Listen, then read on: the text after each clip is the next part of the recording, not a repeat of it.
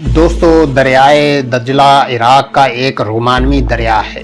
اس کے پانیوں میں بہت سی الف لیلا داستانوں نے پرورش پائی۔ خاندان بنو عباس کے دور میں بغداد ارس البلاد تھا۔ بغداد کے شمال میں چھوٹا سا قصبہ ہے جو اب اتنا چھوٹا بھی نہیں رہا۔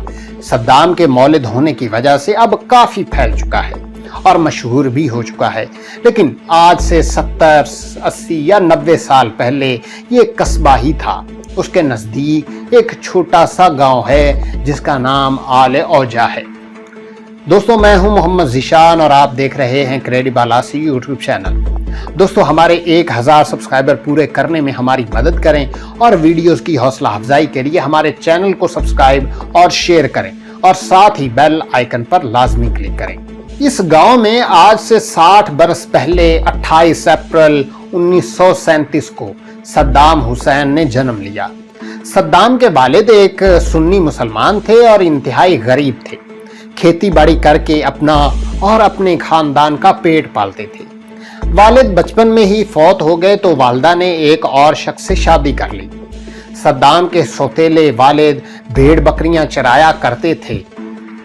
غربت کا یہ عالم تھا کہ صدام نے 10 برس کی عمر تک اسکول کا منہ تک نہ دیکھا۔ جب وہ 10 برس کے ہوئے تو والدہ نے بڑی کوششوں سے اسکول بھیجنا شروع کیا، لیکن والد ہمیشہ اس کی مخالفت کرتے رہے۔ آخرکار بھاگ کر صدام بغداد چلے گئے جہاں ان کے چچا رہتے تھے۔ چچا نے بغداد کے ایک اسکول میں صدام کو داخل کروا دیا۔ اسکول میں ان کے ہم کلاس لڑکے چونکہ ان کے ہم عمر نہیں تھے، اس لیے کلاس میں وہ ہمیشہ دبے دبے رہتے تھے۔ ان کا شمار ذہین لڑکوں میں ہوتا تھا، لیکن دیر سے سٹارٹ لینے کی وجہ سے نفسیاتی طور پر ان کی تعلیمی کارکردگی اچھی نہ تھی۔ جب ان کی عمر 16 برس کی ہوئی تو انہوں نے بغداد ملٹری اکیڈمی میں داخلہ لینے کی کوشش کی، لیکن تعلیمی استعداد پر پورا نہ اترنے کی وجہ سے اکیڈمی میں بھی داخلہ نہ مل سکا۔ اس طرح جب ان کا فوج جوائن کرنے کا خواب پورا نہ ہو سکا تو انہوں نے سیاسی تحریکوں میں حصہ لینا شروع کر دیا۔ بغداد پر شاہی خاندان کی حکمرانی تھی اور ملک میں قوم پرست تحریکوں کا زور تھا۔ چنانچہ بادشاہ کے خلاف ایک انقلاب میں انہوں نے بھرپور شرکت کی۔ یہ انقلاب ناکام رہا، چنانچہ صدام یہ پارٹی چھوڑ کر 1957 میں باس پارٹی میں شامل ہو گئے۔ اس وقت ان کی عمر 20 سال تھی۔ 1 برس بعد حکومت کا ایک اعلیٰ عہدیدار قتل ہو گیا، جس پر صدام کو گرفتار کر لیا گیا۔ ان پر 6 ماہ تک مقدمہ چلتا رہا، لیکن جب کوئی ثبوت نہیں مل سکا تو انہیں رہا کر دیا گیا۔ انہیں دنوں جنرل عبدالکریم قاسم نے ایک فوجی انقلاب برپا کیا اور باس پارٹی نے ان کا ساتھ دیا۔